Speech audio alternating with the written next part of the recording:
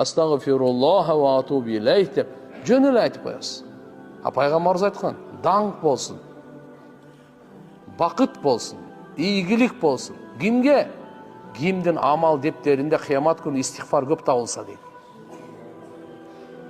Кім бұл дүниеден келіп кеткен анша-мұншалары миллионды истихфар қылып кетті. Кейбірлер мыңды, кейбірлер жүздеген. Кімдің амал дептерінде истихфар көп жүрсе, қиямат күні ошол утту деді да.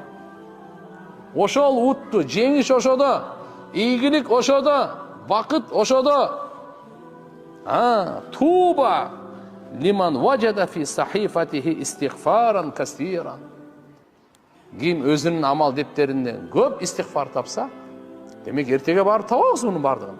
100 жолы қылдыңыз бі, бирөө жоғалбайды. Ишеніп қоям. 100 жолы қылдыңыз бі, бирөө жоғалбайды. 99-ы беріліп бирөө жоқ бол, андай болбайды. 100-ге 100 есть. Бардығы.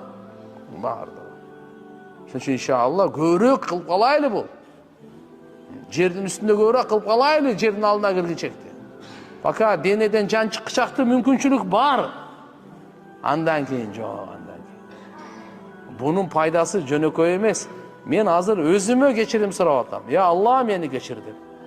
Егерде сіз, я Алла атамды кешір деп айтсаңыз, атасы бұл дүниеден өтіп кетіп бейіште болған болса ұғып тұрсын.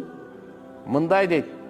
Хадисте пайғамбар саллаллаху алейхи ва саллям бірін атасы иманды өткен екен, қараса бейіште даражасы көтеріледі екен да. Атасы таңғалып сұрайды екен. Емне себептен бұл маңа даража беріліп отыр десе, би истихфари валадик лака. Балаң сен үшін Алладан кешірім сұранды эле, ошон үшін даражаң көтерілді дейді.